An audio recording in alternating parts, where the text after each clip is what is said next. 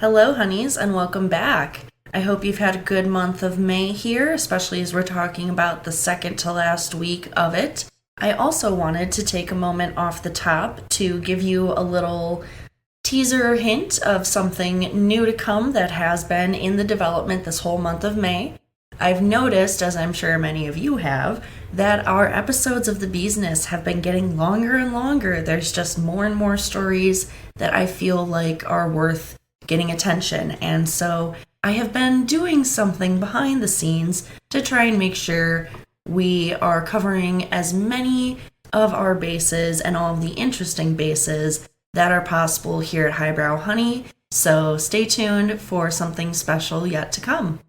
And with that little bit of announcement work out of the way, let's dive into your stories for this week. A bit of news from Europe. An ancient Greek city lost underwater for nearly 1,000 years miraculously just reappeared with all kinds of treasures hidden inside. Although its name is much less recognized than its contemporaries of Babylon or Pompeii, Thonis Heracleion predates actually those more famous towns, serving as the primary trading port over 2,700 years ago of the Mediterranean. It was situated at Abu Qir Bay, northeast of Alexandria, and it controlled extremely valuable sea routes into Egypt, including ones where goods would have undergone inspection and taxation. It was revealed by a recent seismic event which caused nearly 6 tons of intricately carved stonework to fall in the area. Later, inspection divers uncovered a chunk of rock under the seabed, which was later revealed to be a fragment of a statue. A series of return trips brought a whole bunch of other treasures to the surface: temple ruins, pottery fragments, jewelry, coins, oil lamps, busts, ceremonial barges, and more. I, of course, thought this one was mentioning because it's such a unique Atlantis fantasy-esque event and one that is kind of fun to talk about. Keeping the good vibes sort of stories going, a student from my neighboring Chandler town has won Arizona's 2024 Doodle for Google contest and is now in the running for the national version. This year's drawing prompt was "My wish for the next 25 years," and Joanna Hu, a middle school student, won out of tens of thousands of participants with her entry titled "From Gray to Green." The doodle starts with a smoggy, polluted-looking sky and transitions to a bright green landscape with renewable energy sources visible. Congrats to Miss Hu! Last week also saw a ton of headlines lending praise to the new Cassatt exhibition at the Philadelphia Museum of Art. A small bit of background on Mary Cassatt. According to Art Newspaper, quote, "Cassatt documented the world available to her gaze and greeted it with seriousness.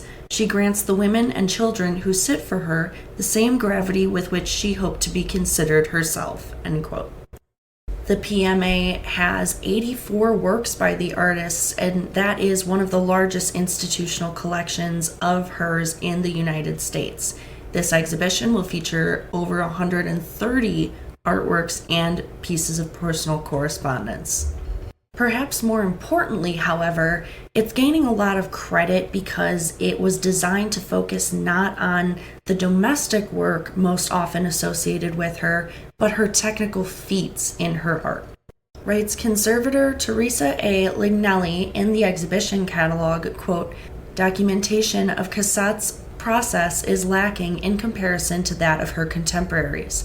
There are no studio photographs of Cassatt at work, no receipts for art supplies, and, despite an abundance of letters, scant reference to her practice in known correspondence. Instead, the paintings themselves are telling," end quote. This is why Cassatt's paintings were also studied for the exhibition using tools such as raking lights, ultraviolet visible fluorescence, infrared reflectography, and X-rays, and the results of this research are visible at several points in the exhibition. Some of that information refers to specific artworks, for example, the painting "A Woman and a Girl Driving" of 1881, in which Cassatt reworked the composition to increase the sense of movement, whereas others are a little more general, such as information on how she worked, her routines, her practices.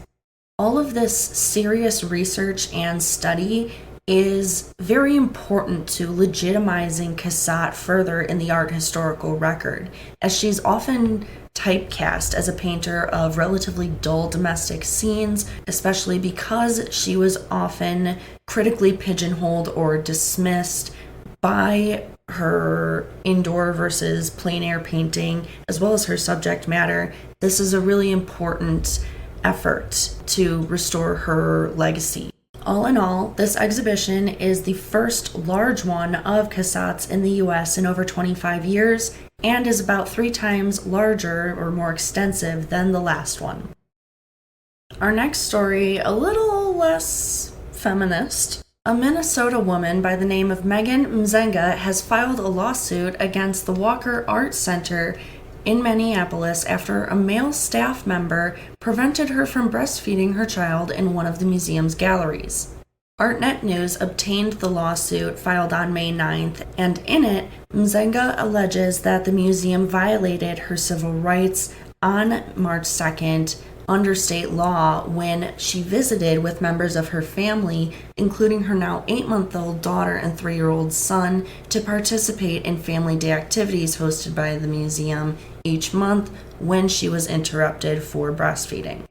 The staff member in question advised her that he would call her an escort and began speaking over a communication system with others to have her removed. Because Mzenga's husband was in another section of the museum with their son, and she feared possible physical removal, Mzenga decided to exit the gallery of her own and left, quote, in a state of confusion and embarrassment, end quote, according to the lawsuit. So why does this story matter? First of all, civil liberties. Second, quote-unquote appropriate displays, aka uses, of breasts in public places. Though a spokesperson for the Walker Art Center said the museum cannot comment on the pending litigation, they added that visitors are welcome and encouraged to breastfeed wherever they're most comfortable throughout the building, quote, including the galleries, end quote. They noted an additional small family-friendly room for privacy if desired. That spokesperson also went on to clarify that bottle feeding falls under the food and beverage policy, and that specifically is not allowed in galleries. Between that policy of the museum and Minnesota law, which states that women are authorized to breastfeed in any location, quote, irrespective of whether the nipple of the mother's breast is uncovered during or incidental to the breastfeeding, unquote. Pretty obvious that museum staff member made a mistake here. But this small incident gets at a larger issue in contemporary culture still, which is the hypocrisy of the fine art nude versus the plain as day breast as used for breastfeeding. Consider how very many naked women adorn the walls of art museums, galleries, cultural institutions of all kinds worldwide, boobs out for art. And this problem becomes so obvious. And the problem is systemic at every level, apparently. In this article, author Adam Schrader goes on to note that many museums have faced criticism in recent years, especially for their policies regarding breastfeeding and maternal support. In 2018, in fact, curator Nikki Columbus made headlines when she filed a lawsuit against MoMA PS1 for discrimination. She did so because the museum rescinded a job offer on learning she recently had a baby. The case was eventually settled out of court. Our next story is a bit of a follow-up, or at least an in relation to a previous Beesness headline. The most recently revealed portrait of Catherine, Princess of Wales, has become the latest royal painting to come under fire. Her portrait is by the British Zambian artist Hannah Uzer. It supposedly aims to honor the strength and dignity of the princess, depicting her during her appearance at the first state banquet of King Charles III's reign. And Uzur said she studied photographs of the princess in the process of creating the work. However, this one was even more popularly hopped on than the one of King Charles, leading me to question if there's a bit of gender bias going on here. For Catherine's portrait, it wasn't only social media users who reacted to the painting. It received a particularly heated critical review by Alistair Sooke, chief art critic at the UK newspaper The Daily Telegraph. It could just be that the painting looks oddly non-three-dimensional, but that could well be intentional, as Uzur revealed that Kate's recent video announcing a cancer diagnosis did inform the artwork. In any case, it is hilarious to watch the British royals continuously get roasted by everyone for their portraits this year. A new study in Quaternary Science Reviews from last week tells us that archaeologists have unearthed the oldest Aboriginal pottery in Australia. The finds are the result of an unprecedented partnership between researchers from the Australian Research Council Centre of Excellence for Australian Biodiversity and Heritage, damn what a name, and the Dingal and Ngurrumungu Aboriginal communities. The dig occurred on Jigaroo, or Lizard Island, and 82 pottery shards were unearthed over 2 years, even though their site only measured 3 by 3 feet. The first discovery of pottery on the island was in 2006, when New Zealand-based archaeologist Matthew Felgate got a single shard while walking in the Blue Lagoon. The dig is not only impressive for how many fragments it stirred up, but also for the history it provides us with. For example, they found items at a depth of 6.5 feet, meaning they are at least 6,500 years old, meaning they were thrown into that dirt at least 3,500 years after rising seeds made Jigaroo an island. Therefore, this campsite is the oldest example of offshore island use on the northern Great Barrier Reef. This is so important to find out because it refutes a lot of long-held beliefs that Aboriginal Australians didn't make pottery. The study itself notes that the apparent absence of pottery in Australia by early and even more recent European observers had both reflected and was used to support a lot of racist social evolutionary hierarchies, most of which classed Aboriginal societies as lower, as lacking cultural complexity. So this is a wonderful kind of proof that these Aboriginal exchange networks were not only existing, but complex.